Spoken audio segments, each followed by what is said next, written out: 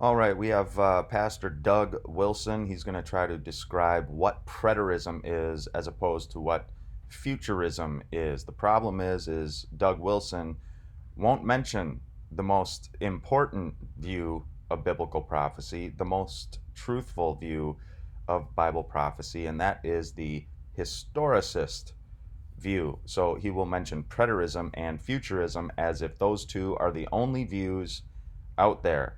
These two views are opposed to each other, but they each accomplish the same goal, namely the diverting of men's minds from perceiving the truths contained in God's prophetic word, especially with regard to the identity of the Antichrist.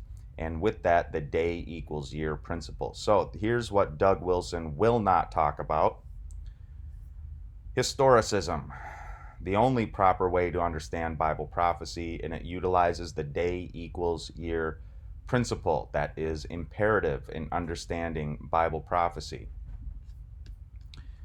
So let's hear a little bit about what Doug Wilson has to say and how he omits the idea of historicism. He'll talk about his own preterism and he'll talk about futurism or dispensational futurism. He will not talk about historicism. And why is this important? It's important because Doug Wilson is a post-millennialist, as many of these people are. Gary DeMar, Kenneth L. Gentry, these are all post-millennialists. And these post-millennialists will hold up Jonathan Edwards as an example of post-millennialism. The problem is, Jonathan Edwards was not a preterist, nor was he a futurist. So, this is the works of Jonathan Edwards, Volume 1. And Part 3 of A History of Redemption. History of the Work of Redemption. Go down to Period 3 and go down to Part 3, and we're going to look at also Part 4 of Edwards. Notice the title here: The Success of Redemption from the Time of Constantine to the Rise of Antichrist. Notice this: Jonathan Edwards knew that the Antichrist would not arise until after the time of Constantine.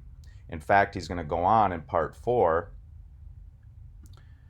to tell us that the Antichrist, with respect to the kingdom of Antichrist is that man of sin, the time when the reign of Antichrist began. Check this out in Edwards. Edwards was not a preterist, not a futurist, he was an historicist. It is certain that the 1260 days or years, focus on that, years, he used the day equals year principle. What is he talking about, this 1260 days or years? Well, perhaps if we go to Daniel chapter 7.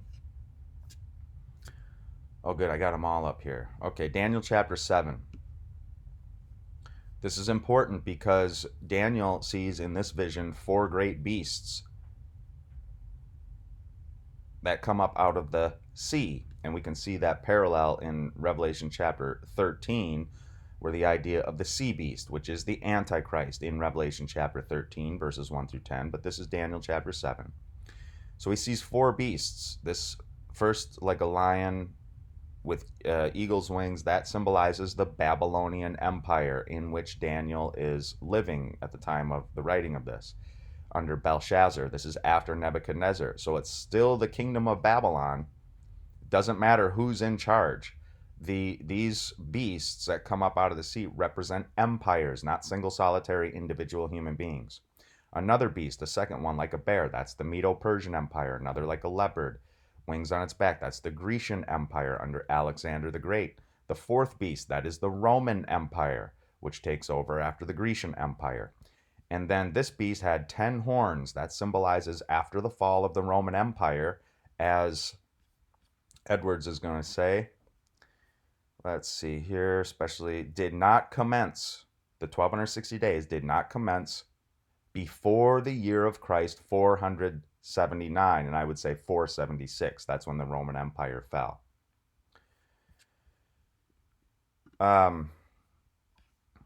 Let's see here. We were going to Daniel chapter 7. So after the fourth beast, that's the Roman Empire, having 10 horns, 3 of these 10 would be plucked up by the roots before this little horn could arise, and that is the Antichrist. If we go all the way down, starting at about verse 24, as for the 10 horns, out of this kingdom 10 kings shall arise, another shall arise after them. He shall be different from the former ones. He shall put down 3 kings, or 3 of those 10 horns. That symbolizes the Vandals, the Heruli, and the Ostrogoths, uprooted before the little horn in Rome could rise to power. This little horn shall speak words against the Most High, wear out the saints of the Most High, think to change the times and the law, and they shall be given into his hand for a time, times, and half a time. That's what Edwards is talking about when he talks about the 1260 days or years. Those are supposed to be interpreted as literal years. 1260 years the little horn or Antichrist would reign. Now, why is this an issue? It's because when we get to the book of Revelation, Revelation chapters 11, 12, and 13 all talk about this 1260 days or 42 months. Day equals year. This is the years that Jonathan Edwards was talking about. He was not a preterist. He wasn't a historicist. He wasn't a futurist either. 42 months, 1260 days. This is the time of the 2 witnesses. Revelation chapter 11, or 12 rather. The woman pregnant was crying out in birth pains and the agony of giving birth. This woman symbolizes Israel, clothed with the sun, with the moon under her feet, and on her head a crown of 12 stars. See Genesis chapter 37. I think I have it listed here, yeah. Genesis 37, verses 9 through 11. The woman represents Israel. She brings forth the man-child, and her child was caught up to God and to his throne. That is the ascension of Jesus Christ in Acts chapter 1, verses 9 through 11. See the ascension of Christ. The woman, after the time of the ascension of Christ, flees into the wilderness, and then this 1260 days begins, or 1260 literal years. Day equals year principle.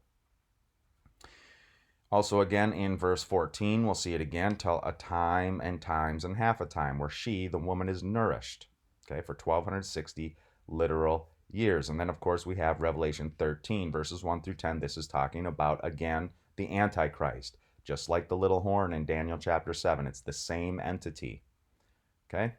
The beast allowed to exercise authority for 42 months. Again, Jonathan Edwards sees that all as 1260 literal years. That's why he was not a preterist. Jonathan Edwards was not a preterist. And my whole point in pointing this out is, again, these people tout Jonathan Edwards in support of their postmillennialism, but completely abandon Edwards when it comes to when they talk about their preterism, because Jonathan Edwards was not a preterist. I don't know why they do this. I think that perhaps they're just ignorant of the issues. What preterism is comes from the Latin word for the past, pastism, basically. And preterism is the view that many of the prophecies of the New Testament, which are typically understood as applying to the future, the end of the world, are actually prophecies that were fulfilled in our past. So let's say the Apostle John writes the book of Revelation. Most evangelical Christians think that the events of Revelation are yet to be fulfilled in our future. That's called Futurism. And a preterist is someone who says, no, I think that the book of Revelation was largely fulfilled in the first century in John's future, but in our past. So that's the preterist understanding. And the problem with preterism,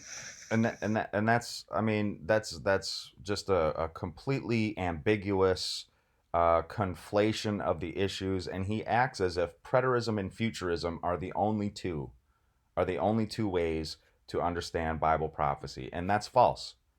All the Reformation writers who wrote on this issue were historicists. They weren't preterists and they weren't futurists. This is why I chalk it up to ignorance on these men's part. I really do. I like to give people the benefit of the doubt. I think Doug Wilson is just an ignoramus when it comes to this issue. They just don't know it. They don't understand it. Here's futurism. I did preterism up here. Just a basic outline of it. Preterists interpret the book of Revelation, especially all the prophecies in Daniel, Paul, and Revelation concerning the Antichrist. This issue is over the identity of the Antichrist, and with it, the day equals year principle. Either by they say that all those events concerning the Antichrist took place in the past, preter meaning past, preterist, either by the fall of the Roman Empire in the 5th century AD, so the AD 400s, or as Jonathan Edwards, the year of Christ. I like how he puts that. Or even further back in the events surrounding the destruction of Jerusalem and the temple in 70 AD. That's the preteristic view. So before the bishops of Rome, the popes of Rome, ever ruled from Rome, they put Antichrist and all that stuff way back before the popes ever ruled in Rome. And then, of course, you got the full preterists or hyper preterists, which is an heretical view. They even think the second advent of Christ happened in 70 AD. And the resurrection and the judgment and all that stuff. Craziness. Futurism, as opposed to preterism, teaches that the majority of the events depicted in the book of Revelation, especially the prophecies in Daniel, Paul, and Revelation concerning the Antichrist, are still in the future, even from our own time. So the movie The Omen, right, with Damien, a future single solitary Mr. Diabolical who will come on the scene and only reign for 3.5 years. That's that 1260 days we were talking about. Notice what Edwards said. Day equals year principle. Edwards knew it. John Gill knew it. Matthew Henry knew it. The authors of the Westminster Confession of Faith knew it. The authors of the 1689 Baptist Confession of Faith. Those are historicist documents. The Westminster and the 1689 Baptist Confessions of Faith are historicist. They are not preterist. They are not futurist. That's why people had to do an updated Westminster Confession of Faith, which omits the historicism right out of it. Craziness, silliness. Little history of the Reformation and the Jesuit-led counter-Reformation regarding the interpretation of Bible prophecy. And I am going to scroll all the way down. We're going to look for the day for year principle, the 1260 days. Of course, so Dr. John Gill, we already saw Jonathan Edwards talk about the day equals year principle in the 1260 days. John Gill says in his commentary on Revelation 11, verse 2, reckoning a day for a year after the prophetic style make 1260 years. Years. Not a literal 3.5 years. 1260 years. Lord John Napier, Scottish mathematician, plain discovery of the whole revelation of St. John. In prophetical dates of days, weeks, months, and years, every common prophetical day is taken for a year. Napier goes on and says 1,200 threescore prophetical days, 3 great days and a half, and a time times half a time, mentioned in Daniel and in Revelation are all one date. Yes, that is correct. Dispensational futurists will try to break up certain things, certain chapters, Revelation 11, 12, 13, the 1260 days, and say, well, this one has to do with the first part of the 7-year mythical 7-year period of tribulation, and these over here have to do with the last 3.5 years of some such nonsense. Napier says they're all one date. I agree. Every one of them 1260 Julian years. And he means, of course, solar years there. Methodist scholar Adam Clark recognizes this, and he even quotes Ezekiel, that they should bear their iniquity 40 years, the 1,200 threescore days, therefore, that the woman is fed in the wilderness must be understood symbolically and consequently denote as many natural years. Again, day equals year principle. So to combat this idea, the Society of Jesus attacked these ideas. They came up with 2 different false interpretations of Bible prophecy. So 2 different Jesuit priests, Louis de Alcazar, Francisco Ribera, Louis de Alcazar being the first systematizer of the Preterist school of interpretation, the Jesuit Francisco Ribera, and followed by Robert Bellarmine, he followed Ribera in this, first systematized the Futurist school of prophetic interpretation. So Joseph Tanner publishes a book in 1898, Daniel and the Revelation, the Chart of Prophecy and Our Place in It, and he traces the beginnings of the systematization of both the Preterist and Futurist schools of thought. Here's what he writes. First of all, he begins, it was the conviction of the Historicist system, the truth of the Historicist system and the papacy as the Antichrist with regard to the meaning of the Antichrist, that helped the reformers, that helped nerve them to the conflict with that great adversary. Okay? On this principle, Bishop Warburton said, was the Reformation begun and carried on. On this great separation from the Church of Rome was conceived and perfected. On this that is the identity of the Antichrist and utilizing the day equals year principle. All these men that he mentions, Meade, Vitringa, Sir Isaac Newton, Bishop Newton, Professor Burks of Cambridge, Mr. E.B. Elliott, and in our own day, Dr. H. Grattan Guinness and Dr. Gordon of America. So we come now to consider the time of the rise of the Futurist system as we now have it and the occasion which led to it. So great a hold did the conviction that the papacy was the Antichrist gain upon the minds of men that Rome at last saw she must bestir herself and try by putting forth other systems of interpretation to counteract the identification of the papacy with the Antichrist. Now check this out. Accordingly, towards the close of the century of the Reformation, the 16th century, two of her, that is Rome's, most learned doctors set themselves to the task, each endeavoring by different means, Preterism and Futurism, to accomplish the same end, namely that of diverting men's minds from perceiving the fulfillment of the prophecies of the Antichrist in the papal system. The Jesuit Louis de Alcazar devoted himself to bring into prominence the Preterist method of interpretation, which endeavored to show that the prophecies of Antichrist were fulfilled before the popes ever ruled at Rome and therefore could not apply to the papacy. That's what Preterism does.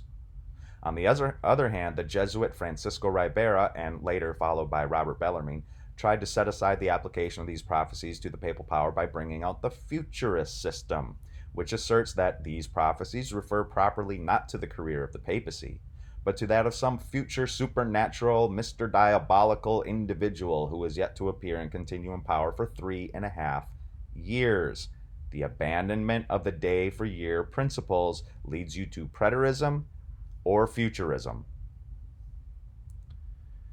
It is a matter for deep regret that those who hold and advocate the Futurist system at the present day, and I would say it is a matter for deep regret that those who hold and advocate the Preterist system as well today, like Doug Wilson, Jeff Durbin, Gary DeMar, at present, Protestants as they are for the most part, are thus really playing into the hands of Rome and helping to screen the papacy from detection as the Antichrist.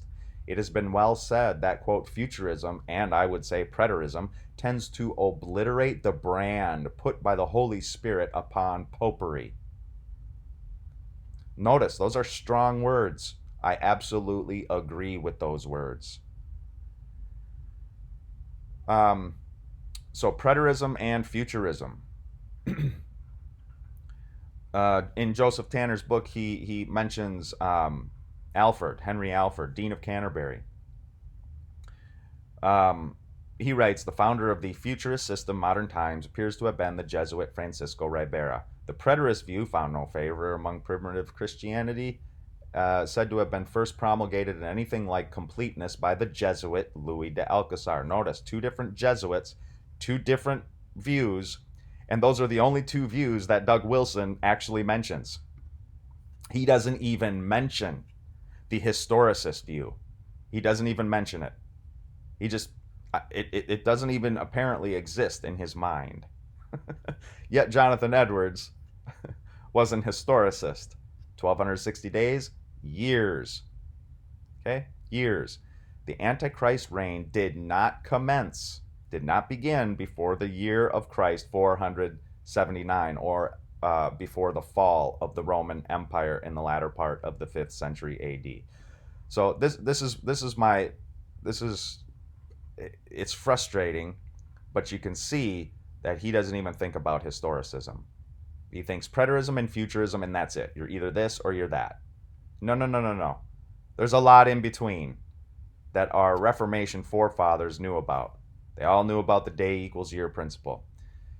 Even Roman Catholic writers admit the foundations of Futurism and Preterism were found in the Jesuits, Ribera for Futurism, and Alcazar, Preterism. This is G.S. Hitchcock here in his book, The Beast and the Little Horn. Futurist school founded by the Jesuit Ribera.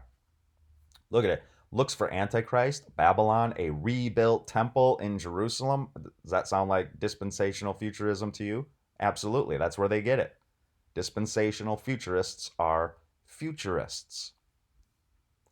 Preterist school, and this is again G.S. Hitchcock going on here. The Preterist school, founded by the Jesuit Alcazar, 1614, explains the revelation by the fall of Jerusalem or by the fall of pagan Rome in 410 A.D. By the fall of Jerusalem in 70 A.D. or by the fall of pagan Rome in the 5th century A.D. Okay. Again, tracing the path of the infections of preterism and futurism into otherwise Bible-believing evangelical churches is certainly a fascinating study, but for now it should be enough to know that those who are promulgating these two systems of eschatological thought are, as Joseph Tanner mentioned, playing into the hands of Romanism and the very Antichrist itself. But that's all I have to say on that today. It just disturbs me when in this whole video, Preterism and Full Preterism, Doug Wilson on Canon Press here, that he doesn't even mention the historicism of one of his heroes, Jonathan Edwards. Doesn't even seem to touch on that issue. That's frustrating. So post your comments down below, questions, anything like that. We'll talk to you soon. Soli Deo Gloria.